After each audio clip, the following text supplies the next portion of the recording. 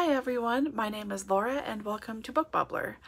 It's day 21 of Vlogmas. We're rounding things up a little bit, heading towards the home stretch, and I thought I would do another tag that I am woefully behind on. I will link the originator below, but this is the best books you've never heard of tag. Yes, best books you've never heard of. Okay, ready? All right, number 1, are there many books that you've read that are below 250 ratings? This is all based on Goodreads, by the way. So I have 338. Under 100, 213, and under 25 ratings is 94. Question 2, how did you hear about the most obscure books that you've read? Going through this list, a lot of it was like, oh yeah, how did I find out about this? A few were from museum trips. So if I visited, say, the Milwaukee Art Museum and they had a really nice show, I would go to the gift shop, of course, because I love gift shops, what can I say? And if they had a book in there about something related to the show, I would get it. I also, you guys know that I'm an Anglophile, so sometimes I will hear about a house where a movie or a TV show was filmed, like it's a National Trust or whatever it is, and then I will go and find the National Trust guide for that house. So an example of this would be the Saltram guide. I've read that a couple of times and I thoroughly enjoyed it every time. I don't know.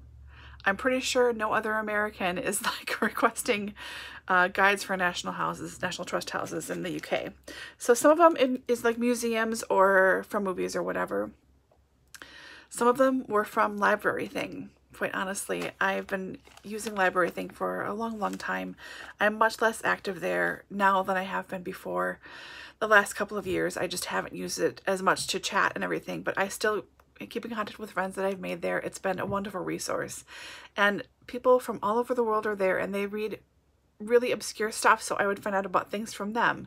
And also, especially in the early days, like 2008, 2009, when I first joined Library Thing, I would request early review copies from publishers, and I most often got them. So I read a lot of books that I would never have heard of otherwise. Independent presses, stuff like that. Probably the biggest place I find out about obscure books, though, is honestly my library. I worked at my local library for a couple of years as a shelver, so I got to see hands-on every department and spend time there. When we didn't have a lot to shelve and I wasn't helping out in the back, we would do shelf reading, which everyone else seemed to dread, but I thoroughly loved. I would take my little headphones and listen to an audiobook and go sit in the stacks for however many hours of my shift and read the shelves to make sure that they were all in Dewey Decimal order or in alphabetical order, depending on where you were.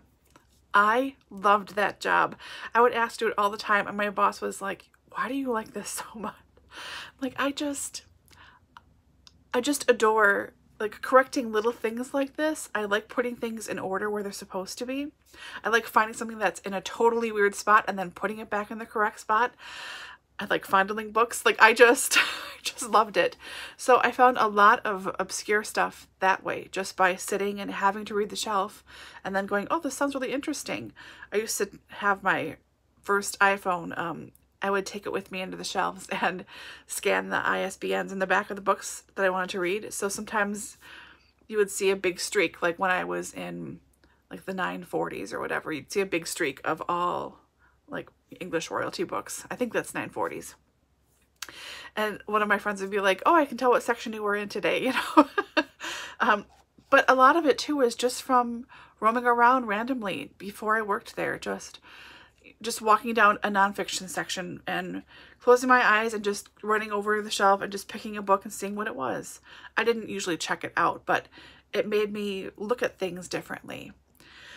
So, libraries, man, they're awesome. Okay, question number 3. What are some of your favorite unknown, under 250 ratings books that you have read, and why should more people read them? Okay, I took a lot of notes. This was like a research heavy tag, let me tell you. Okay, so, oh, I should have checked. I don't think I have any up here. A lot of them are children's books. which, like picture books, which are not reviewed that much on Goodreads. So if I found someone I liked, I would literally check out everything on the shelf by that person. A good example of this is Peter Siss. I don't know much about him, but he has amazing work that is very detailed, excuse me. A lot of it is nonfiction, but it reads like fiction as much as a picture book can read like fiction. This sounds like a weird explanation. I'm probably not doing a good job.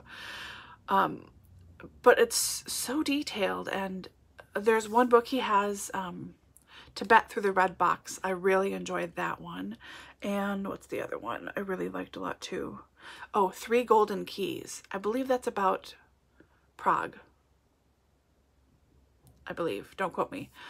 He's got a book, Madlenka, about a little girl who, I think she's looking for her missing dog, and she's going through the neighborhood, so it's a big square that is zoomed out like an overhead map that he drew, and then you keep like narrowing in. I think that's Madlenka.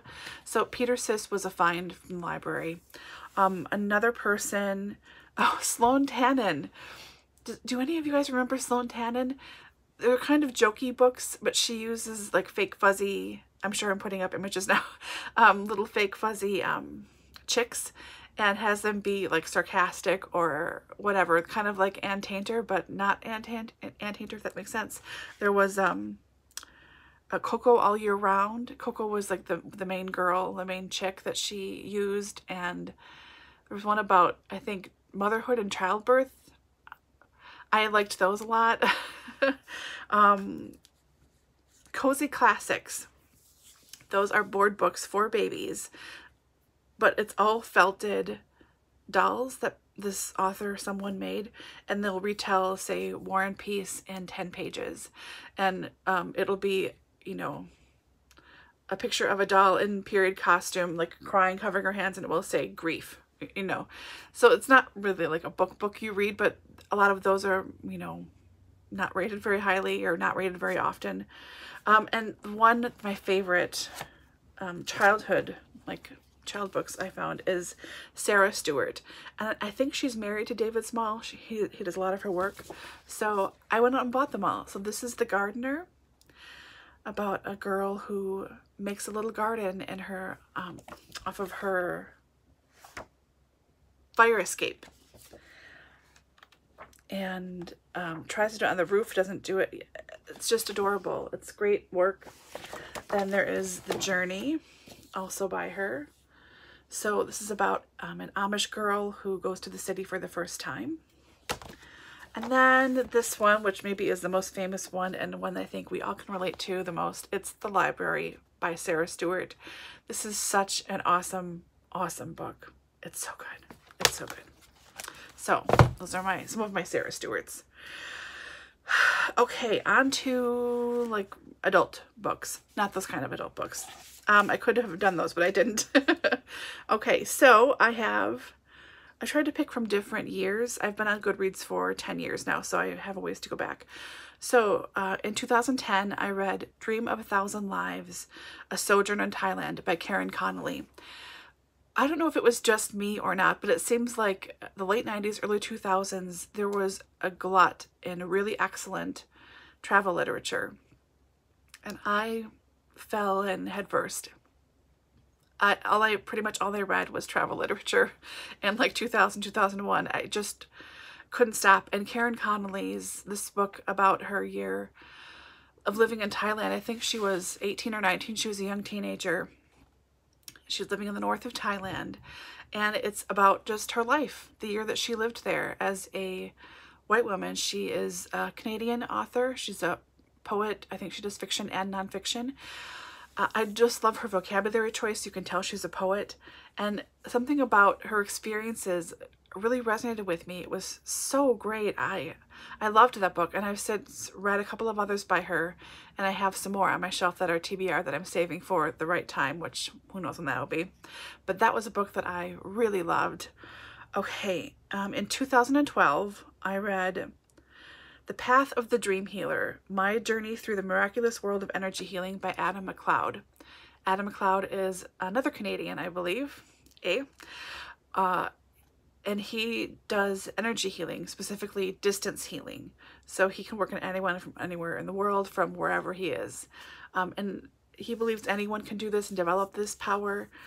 I don't remember a lot about it, but I remember thinking it was so fascinating. And people in my life have done this for most of my life. Not terribly close people, but like family, friends have done distance healing before. And, you know, I've gotten Reiki since I was a kid, off and on. And so I completely believe this. And nothing to do with this book, but just as a side note, when my mom got diagnosed with breast cancer, my uncle paid for a group of people in Chicago. They work for, I won't tell the names or anything. They work at a business in Chicago that does this stuff. He paid for a healing session for my mom when she was staying with me pre-surgery. So I was sitting on the couch in my room, in the living room. My mom was in here sleeping in the bed right next to me, where I am now currently. And at the time when they were supposed to happen, we were kind of waiting for it. And like a minute later, I could see this beam of light coming in, and it came at me first, and it was so calm and warming and loving. And then it went to the side and it went to my mom's room. Like they knew that they got me and not my mom instead. And it was a half an hour. It was amazing to kind of watch that. And the proof is the next week she had another scan to double check the size of the lump and confirm that it was stage 4, and the lump had shrunk by half. There was no reason for that to have happened in that week aside from that. So I'm a believer. Think I'm crazy. I don't care. Yeah. Anyways, rant over. Okay. In 2019, I read a book called Kilbride House by Sheila, is it Forsey? This was a Library Thing Early Reviewers book that I won, set in Ireland in the, I'm going to say 1950s. Historical fiction based on real events. A woman finds out that her grandmother, who's Irish, has family still living in Ireland, and her mom, single mom, didn't tell her about it, and they didn't talk at all. So she goes to find her new cousins. She does a DNA test, I think. Finds her new cousins and finds the old family home, this stately home, and she figures out why her mom left Ireland and why she cut all ties and what happened back in the 50s. And it was so well written and so good. I really, really enjoyed it. I think about it actually quite often. Okay, backing up for a little while. The Story of the Lake by Laura Chester. I read this in 2010, and this was one of my book club reads. I don't know who found out about it, but someone picked it for my book club.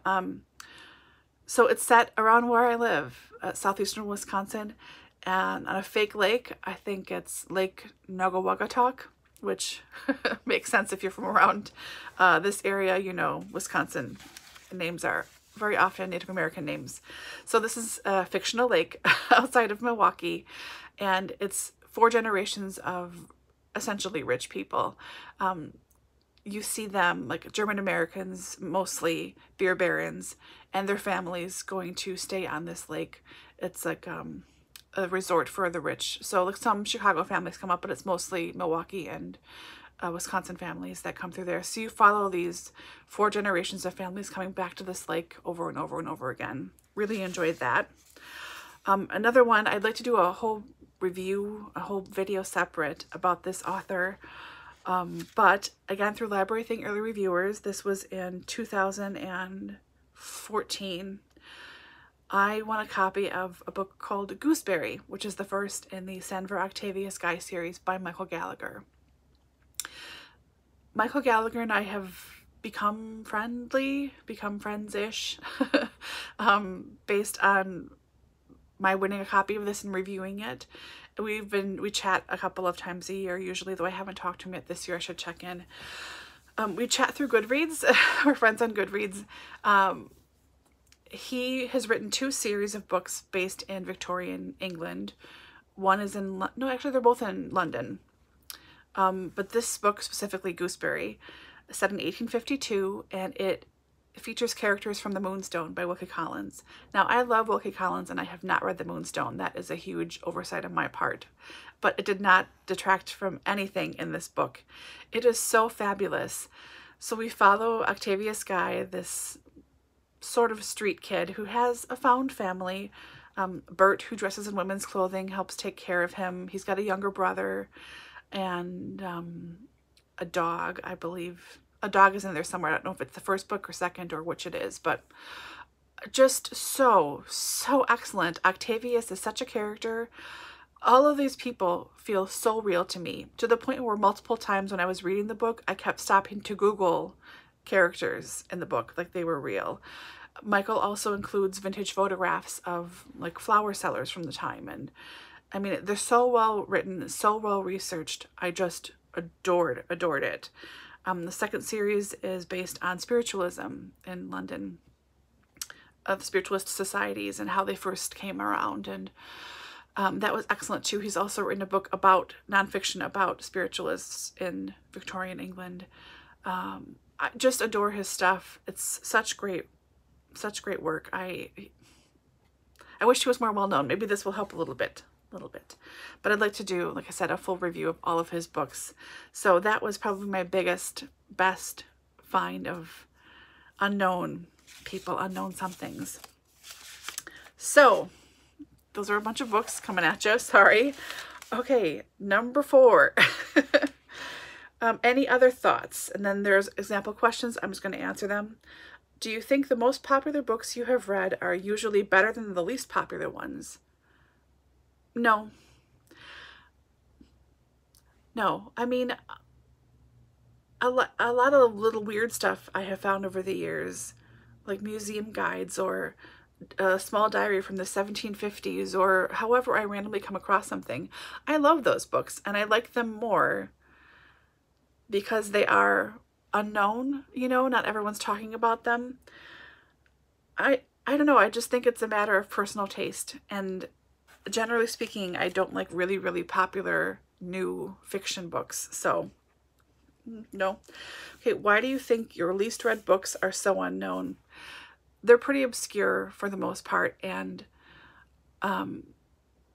unless you spend time browsing through libraries or you have spent a lot of time in various different platforms over the internet years looking at books and asking for recommendations, listening to what people say and trying things out that you've never heard of before, I don't think you're gonna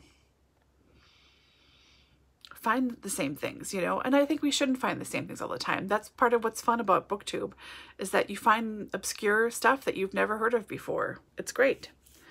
Do you like reading known or popular books better? Well, no. Do you want to read more obscure books? Yes, always. I always do. And then the 5th question is just to tag people, which this has been around for a while. I'm not going to tag anyone, but feel free to do it if you would like to.